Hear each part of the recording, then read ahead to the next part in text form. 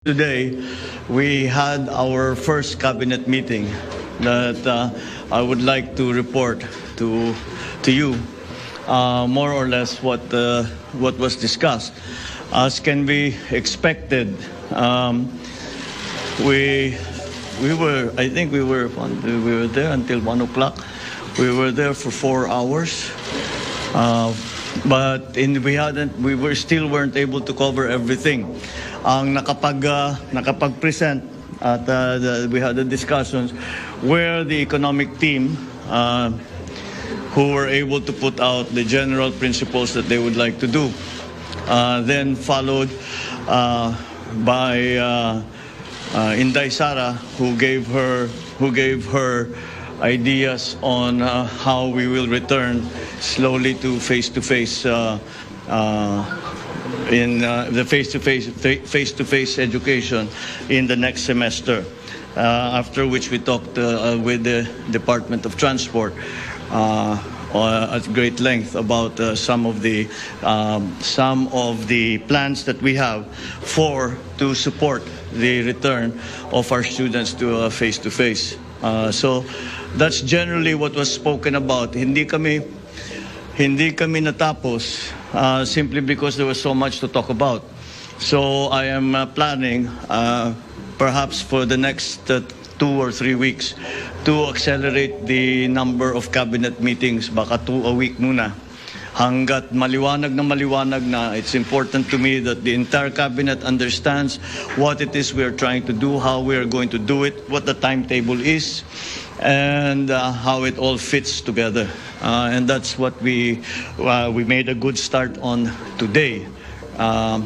Before that, yesterday, as I'm sure as you have reported, I went to the Department of Agriculture so that I could also get a good idea of exactly what needs to be done. Because as I have stated so many times, the problems in the agricultural sector are primary to all that we are hoping to do. We cannot do many of the things unless we can see that the agricultural sector has strengthened.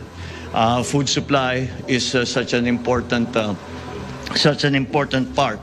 It is an existential part of our work. And so that is something that we have to be very, very careful with and attend to properly. As has been reported, essentially what we spoke about were the concerns that we have immediately, the immediate concerns that we are facing I'm talking about 6 months, the next 6 months, the next 2-3 quarters. Yun ang aming pinag-uusapan na pag sinabi naming immediate. And that, of course, when I was in the Department of Agriculture, that was mostly concerned with the food supply in the next 2 quarters. I'm sure you are all aware of what's happening around the world. You have all seen the effects of the increasing food prices to all consumers everywhere. And this is what we are anticipating could happen if we are not well prepared. Many of the elements and many of the variables that have caused this food price crisis. There is enough food, but the price is too high. The food price crisis, many of the elements, if not all, have been variables over which we have no control. But nonetheless, we still have to feed our people, and so we still have to find strategies to make sure that those who are in need are supported by the government as best as we can do. So that is this, and then there's of course the long term. In the Department of Agriculture, where I talked about rebuilding the value chain from the research and development all the way to the retail, which is something I think I've been talking about ad nauseum already. I don't know if you need for me to explain it all again, but it really is just to ensure food supply in the Philippines at a price that is actually affordable. Because we always have to remember, it's all very well having food supply, but if no one can afford it, it's still not hindi pa rin tayo nakatulong sa taong bayan. So those are the things that we discussed. In the cabinet meeting today, parang ganun din eh. We talked about immediate concerns, and then we had to talk about long-term concerns, because that is we're trying as we attend to immediate concerns. We are also trying to streamline the government so its function is better, its function is much more efficient and more easier for the public as they have to do business, whatever business they have with the government, that it is easier and simpler and safer and more secure to do. So these are the different things that, of course, we spoke to it in much greater detail.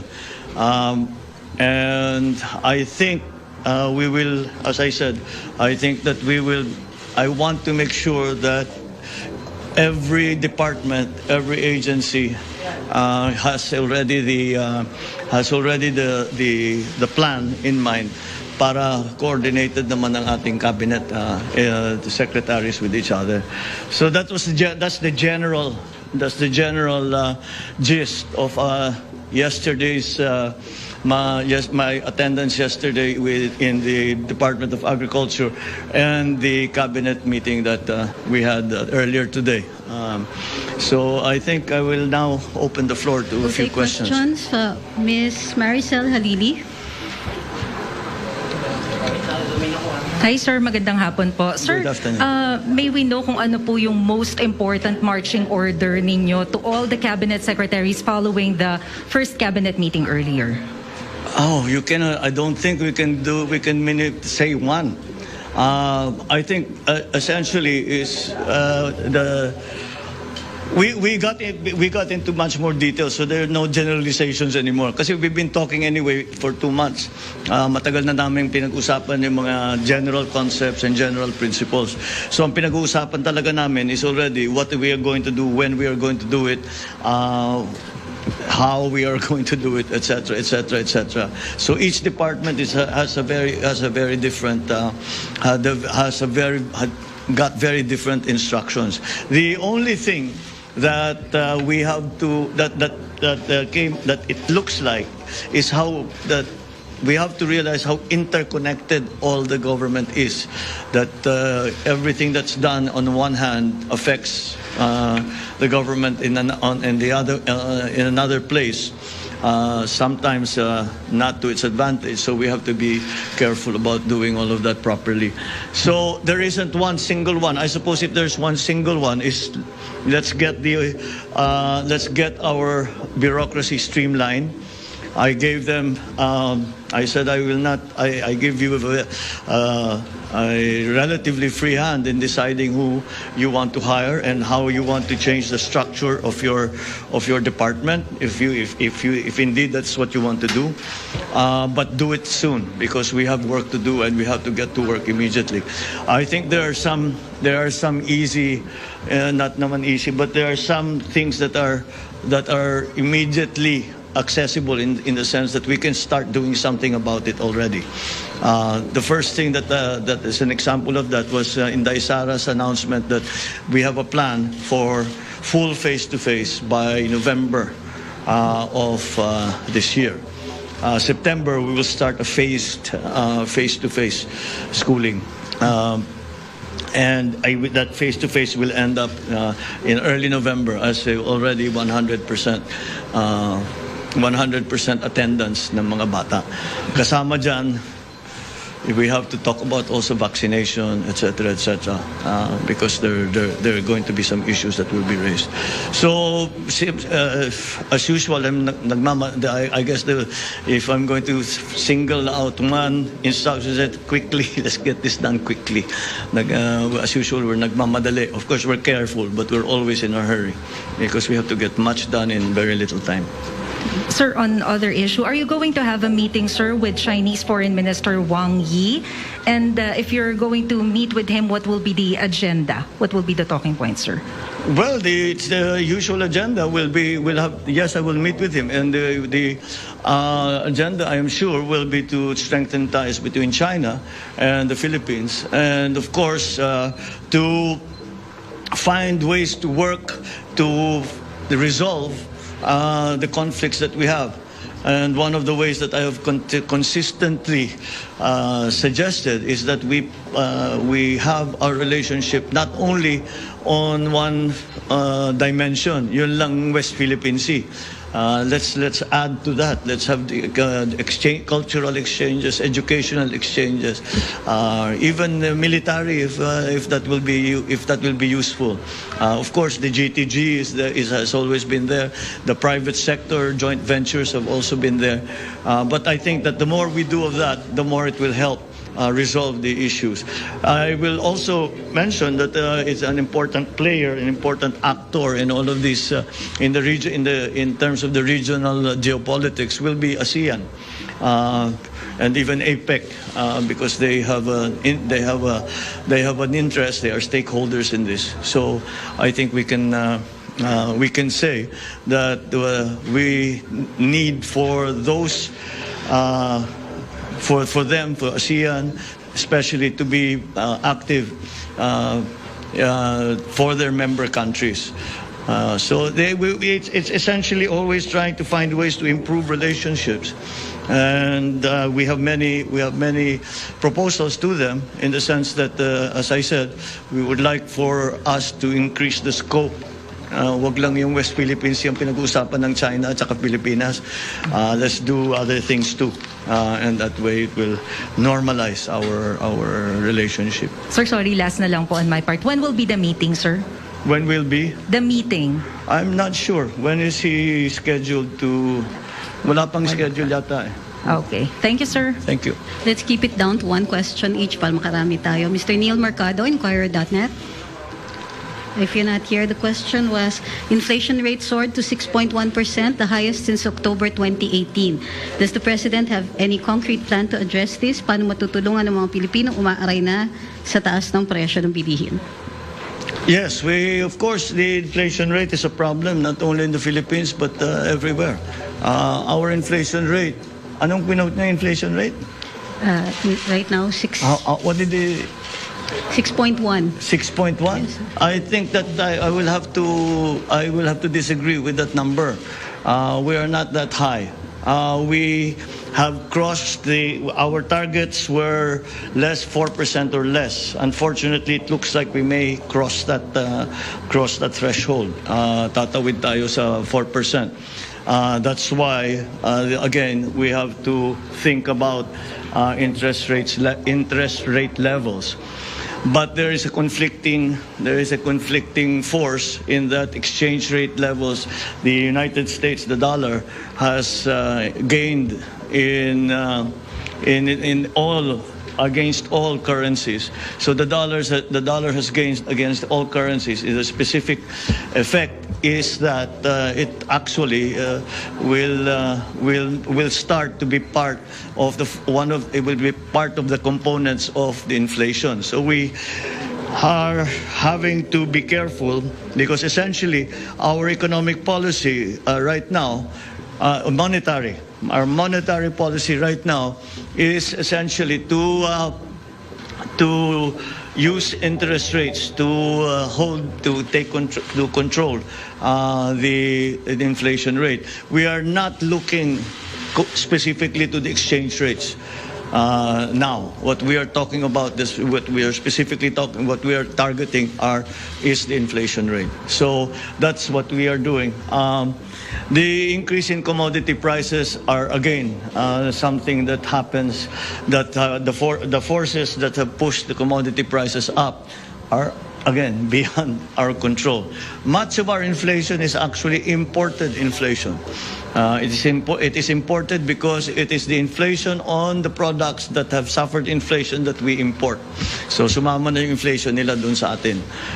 So we have to when we analyze, we have to make those categorical differences so that to better understand really what the situation is. Ivan Mayrina, GMA 7. One question, please. Mr. President, what support can the transport sector expect from the administration? Do we expect more or continued fuel subsidy? At gayon din po sa mga pasahero, what can they expect? Patuloy pa rin po ba yung libreng sakay? At i-expand po ba ito? Thank you. Okay, good. I'm glad you asked. We just discussed that we are going to try not only to continue the fuel subsidies for the transport sector, but to expand it to include the tricycles, which up to now have not been included. And so we talked about in the cabinet meeting. We talked about the funding, where it can come from, and how we are going to manage how we are going to manage the funding for the additional fuel subsidies. We have enough budget, I think, to last for most of this, for this year and a little bit beyond. But we still have to find that. We have to find that money if we're going to continue. The libreng sakay.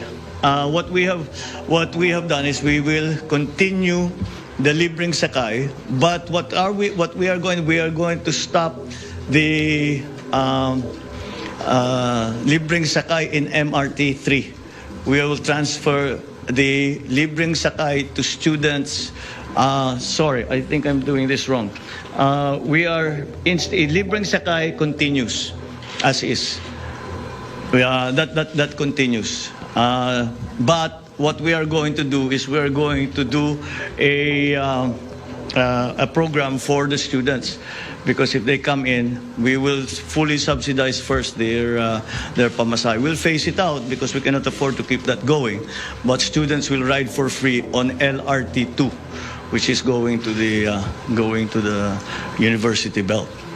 So yes, so that's what we extended the fuel subsidy, and we moved the subsidy or the subsidy for riders to the LRT to assist our students who are coming back in September. Thank you. Thank you. Ms. Bettina Unite, Manila Bulletin.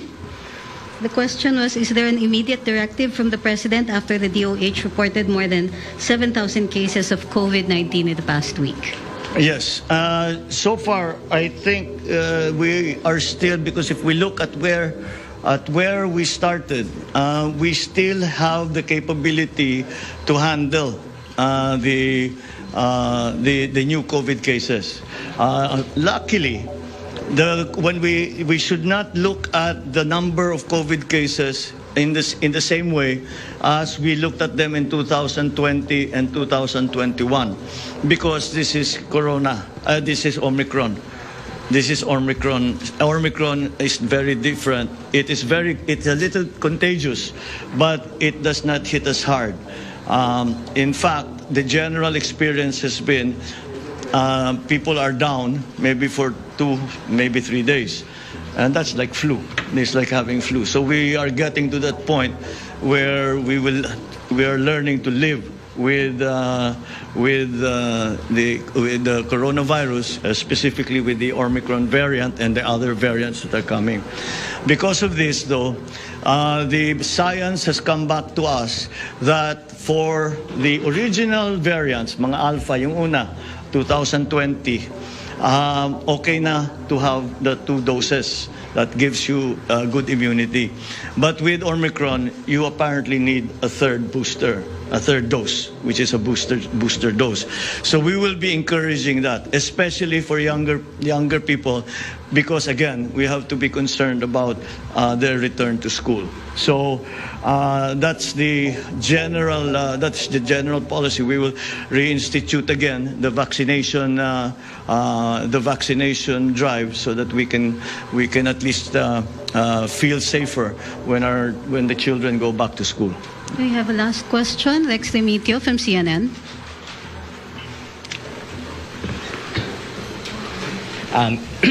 Mr. President, magandang hapon. Good afternoon. Okay, let's go to agri, no? And agriculture. Yes. So I understand that your desire is to lower prices of food, right? So are you inclined to approve additional import volumes for rice, chicken, sugar, to bring down prices? And if you have any indicative volume that you're looking at? It has been used, importation has been used as a price stabilization measure. I don't think that is the primary reason for the importation that we'll do now. As a matter of fact, we are going to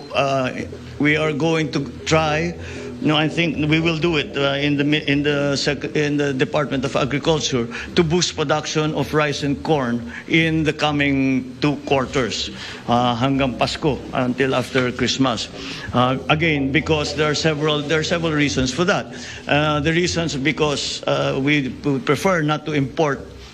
We would prefer to import as little as possible. So we should increase our own production of rice and corn. Corn especially became very important because the feed wheat that we were importing, na-cut off ang supply natin. So we have to substitute it with corn. This season, the corn growers were able to come together and provide sufficient feed for the broiler production. But we still have to increase production of corn to ensure that supply, because there's corn for food and there's corn for feed. So if we are able to increase production sufficiently, then hopefully the importations. We really do not want. It's not really an import substitution measure. It is a strategic food supply measure. But of course, if it's an nagkaka-import substitution, that's not necessarily a bad thing. So that's the plan. Ang sa protein side, yun medyo tayo pilit tayo, because when it comes to pork, yung ASF talaga natin hindi natin makontrol for various reasons. So we still have to import a lot of the pork products, not necessarily but on the broiler side, for the chicken production, broiler production, we will also still have to import, because nagka-problema na naman tayo sa feed. Nagkaka-problema na naman tayo sa food supply nung mga and yung production natin is not sufficient again. And that's why this is really the reason. If you look at it, our production is not sufficient in palay, it's not sufficient in corn, it's not sufficient in livestock, it's not sufficient in fisheries. That is why I made agriculture the highest priority of everything that we are doing. Because you cannot build a strong economy unless you have a foundation of a robust agricultural sector, which assures food supply, even in emergencies. And that's what we're working towards. Yan yung mga long term. Yung mga short term, yung sinasabi ko, increase production for the rest of the years, habulin natin yung last planting for this year. They will mill siguro, they'll harvest soon, they will harvest towards the end of the year, they'll mill soon after that. So baka mahabol natin yung food supply problem doon. But still, those are short term solutions. We need long-term solutions, solutions that can take care of this problem. We no longer take care of the symptoms, we take care of the disease. And that's what we're trying to do in agri. We have a ways to go. There are elements kasi ng value chain na nandyan eh. Pero they're not part of a process. They exist standalone sila lahat. So, diyan ang gusto natin gawin, buuhin natin yon para may savings yan eh. When you vertically integrate, to use the technical term, when you vertically integrate, ang daming savings all along the line. And that's hopefully gets to the point that we can retail these agricultural products at a good price that's affordable to people. Thank you, Mr. President. Thank you. Thank you very much. Thank you all very much. I hope we were able to answer at least some of your questions. Maraming salamat.